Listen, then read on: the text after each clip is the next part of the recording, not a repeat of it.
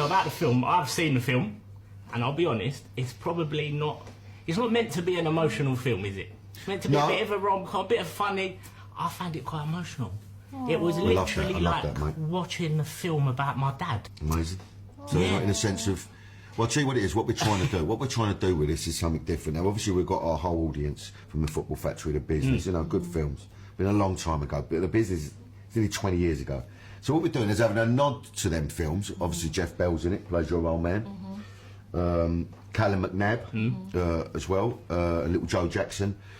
So we're just sort of acknowledging it, but we're sort of taking the piss a little bit out of masculinity and how shit we can be as dads. I think there will be men in that cinema that watch it, and I think they'll be a little bit like, oh, that's done me that. Yeah, it hits home. Yeah. It does hit home, because obviously from East London, it is literally like, that is what all of our parents were like growing up and things like that. So you look at it and you think, there are men who actually go through all this shit. It's a generation, mate. Yeah, 100%. That's what it is. We're trying to put an handbrake on it, and it's hard, you know, because my old man's built a certain way, and he speaks a certain way. And I remember when he told me I wasn't allowed to hold his hand anymore, trying to cross a road. Rathbone Market it was. I'll never forget it. And then I went to he went, no, we don't do that now, boy. Yeah. Devastated.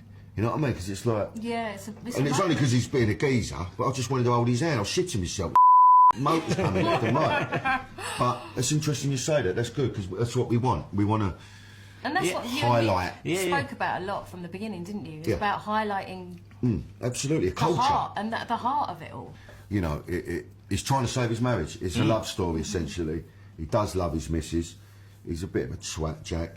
He's trying. And I think all through, like, beyond just the outrageousness of the language and the everything, like what you were saying, I think there's a reason, and I'm glad that you said that it hit home and that it sort of pierced your heart a little bit, because I think that's what you and Nick really wanted as well from the film, was to kind of it's not just taking the piss. There's a very clever kind of heart throughout, like beyond just all the C words. There's a massive underlying story in it, that all these men, they go out and they're geezers, they're in the pub, they're singing, they're going to football, but when they get home, it hits them as well. Of course it does. They're struggling as well. Yeah, I think a lot of people can relate to this film as well, from all classes. Just in the fact that, like, it's just a very real, down to earth piece that you don't often see in the cinema. You know, it's often a bit filtered, or you've got the typical love story between two, a arsehole guy and a woman who doesn't want to be in the marriage.